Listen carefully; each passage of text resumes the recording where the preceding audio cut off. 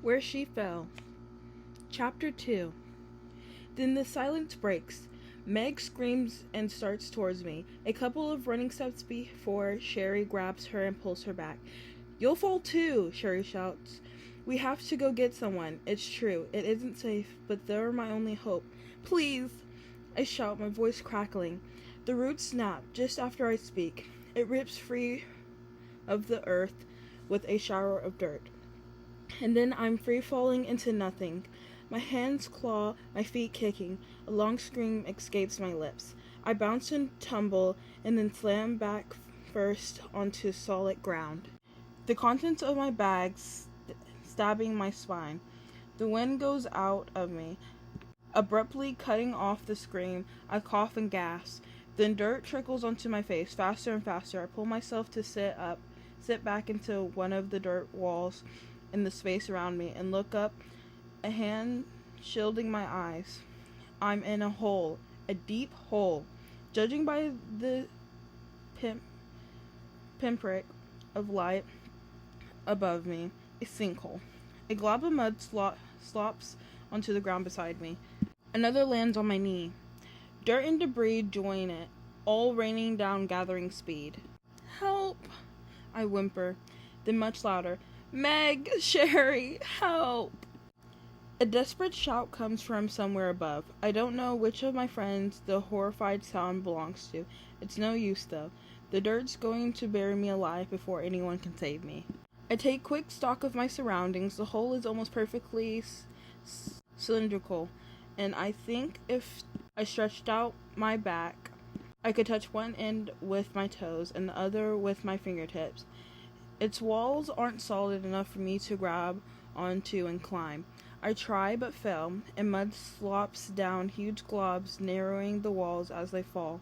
Maybe if it fills slowly enough, I can stay on top of the mud, ride it back to the surface. Maybe my friends will run really fast and find someone before I suffocate. But I know in my heart that isn't going to happen. Too easily. I picture myself covered, the muck pressing into my mouth, onto my body, dying knowing all the while exactly what's happening to me. The mud is not even closing in slowly anymore. I crawl desperately around the edges of the hole. The sides opposite me slopes downward a bit, like to feeds into something. It does.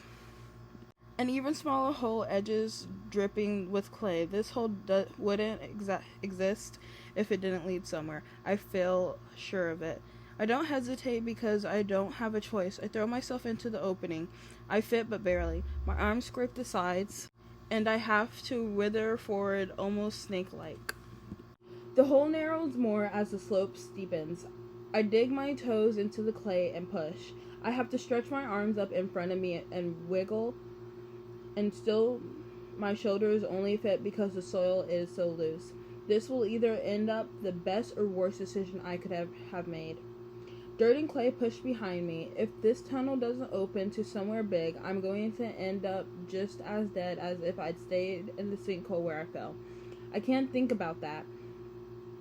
I keep jerking my body forward like the world's most uncoordinated fish. It gets more and more difficult, and I realize that I may actually have to come to terms with not making it through. With the slow, horrifying death of suffocation, I consider how to end things quicker, but I can't move well enough to reach the pocket knife in my backpack.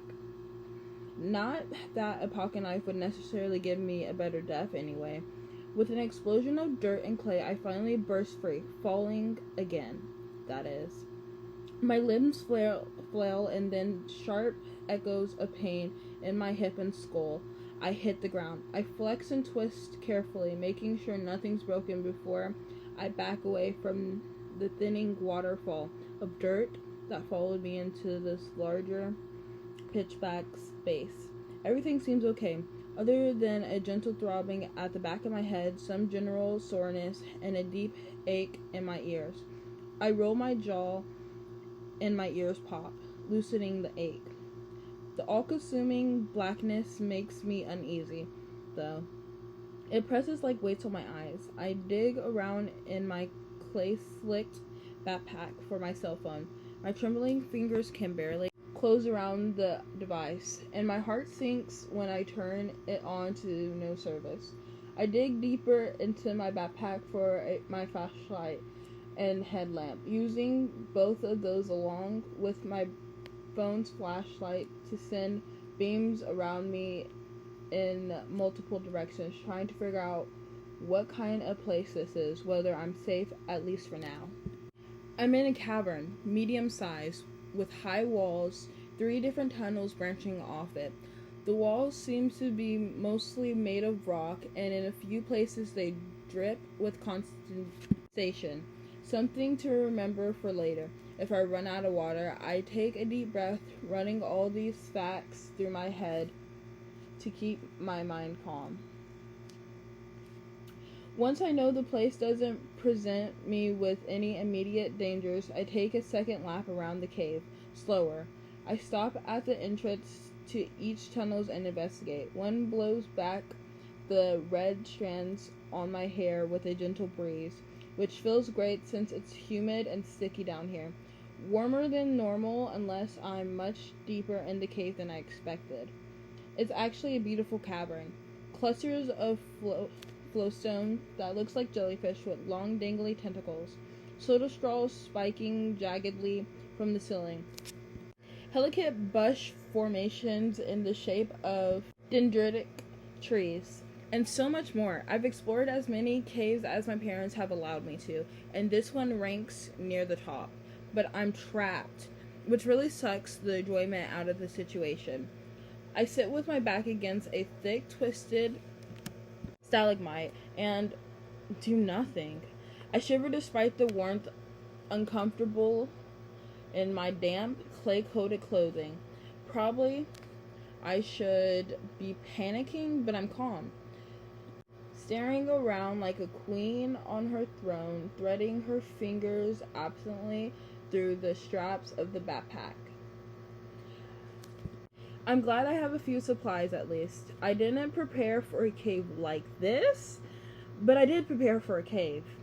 On a whim, I dig through, pull out the notebook, and start scrambling. Maybe it's deeply morbid, but I think I should record what happened to me. In case I don't make it, in case someone finds my body, and then maybe they'll know. I'll make my way back to the surface. That's what I'm telling myself anyway.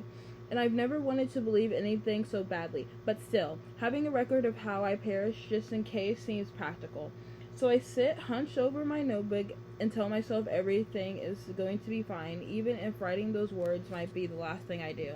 After my brief rest, I explore the cave a bit more, admiring its features and taking notes in my new journal.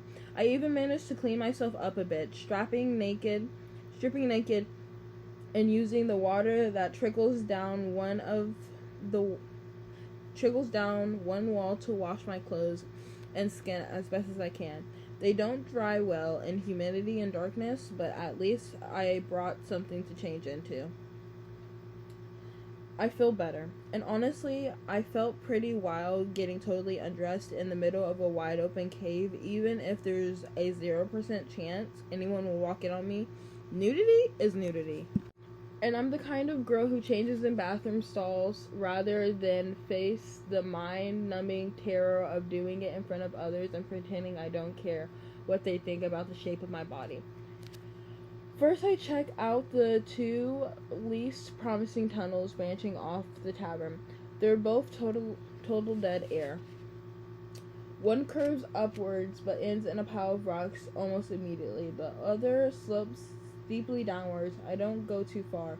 The air is thick with moisture, the floor is slippery with condensation. I picture myself tumbling till I smash my head open on a rock wall somewhere even further below. The tunnel with the breeze feels like my only hope. I'm banking pretty hard on it, and I'm procrastinating going in because I'm utterly terrified at the thought that it might not lead me out. I'm not usually claustrophobic, but right now I'm not feeling so good about how narrow this tunnel is. I have to turn sideways in spots, and it makes the breath hitch in my lungs. The anxiety is familiar, but it's usually people who make me feel like this. The only thing that eases my fear is the upward tilt of the tunnel's roof floor.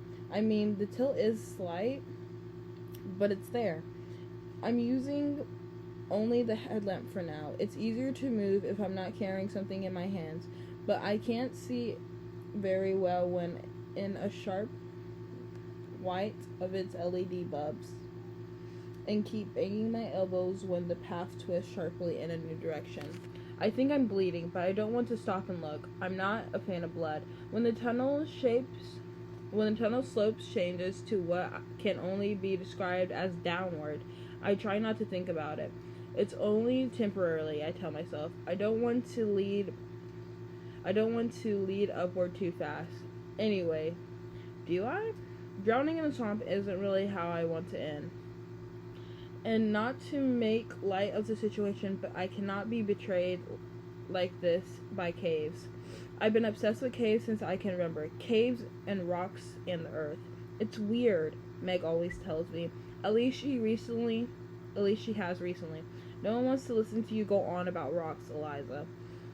So I don't go on about them. Not loud anyway. But I read endlessly. And I've made my parents take me to basically every cave in the state of New York that you're allowed to visit. And I can't imagine anything else I would rather do with my life than study how the earth works. I trip over what feels like a brittle stick.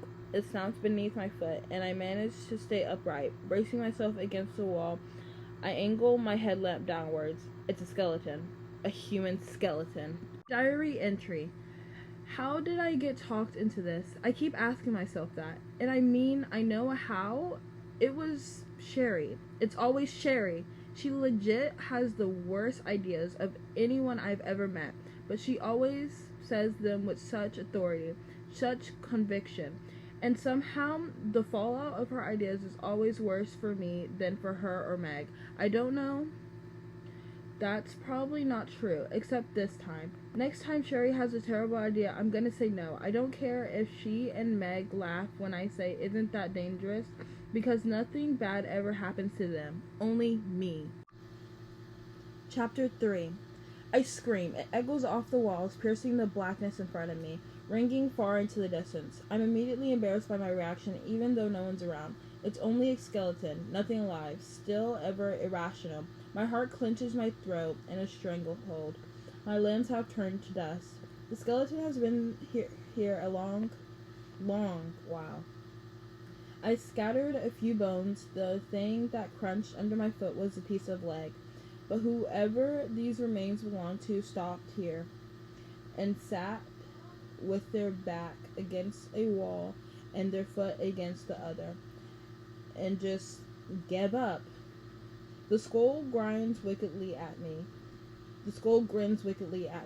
like it knows I'm next. I can't get over how empty it is. Not a shred of clothing remaining, not a wisp of hair or a hint of flesh. I glance down at the straight white fingers folded primarily into the lap. And I imagine that skeleton is me, that I've lost all hope of escape and I sat down someplace to die. I shudder. It has not been long enough to let my brain start wandering dark paths. I'll be fine. I will find an exit. With a great force of will, I tear my gaze from the skeleton and hurry on my way. I have to get out of here. I won't be the girl who stops moving and gives up. I'm not confident about a lot of things, but I am confident about the earth and caves and geology. I can do this. I drag a hand along the surface of the wall. The cool stones beneath my fingers doesn't bring me any relief. Despite my attempts to give myself a pep talk, this is when it hits me, finally. How trapped I am. Rock is so solid, so unyielding. I'm starting to get a panic tingling in my limbs. The only thing that keeps me from breaking down is walking. The slope steepens and the tunnel narrows, but I pretend that neither of those things are true. I've been in tons of caves where you have to slip sideways between jagged walls or crawl on hands and knees to get under a low ceiling. I always thought it was fun, but now As I shuffle sideways, my stomach sucked into my ribs. It doesn't feel so fun. It frustrates me because this is an incredible, neat cave system. That cavern back there with all its beautiful formations and this tunnel with all its twists. It's everything I love. If only I hadn't stumbled on some major evidence that it might not have an exit. But I still tell myself there's no way to know what happened to the person whose skeleton that was. It looks like they probably just gave up too soon. I lose track of time, squeezing, crawling, climbing. The tunnel opens and suddenly I'm in another cavern. It's taller than the last one. I can't see the ceiling. When I add my cell phone's light to my headlamps, I was hoping for service here, but still nothing. The cavern is a maze of formations. Stalagmites and lights interlocking, teeth of a predator. There are chandeliers and columns and drapes. Frostwork and moon milk and cave popcorn. I weave through clouds of anxiety, kneading my stomach as I go deeper into the room. Without finding any tunnels. Is this a dead end? It can't be. Can't. I reach water, and this is what breaks me. An underground lake.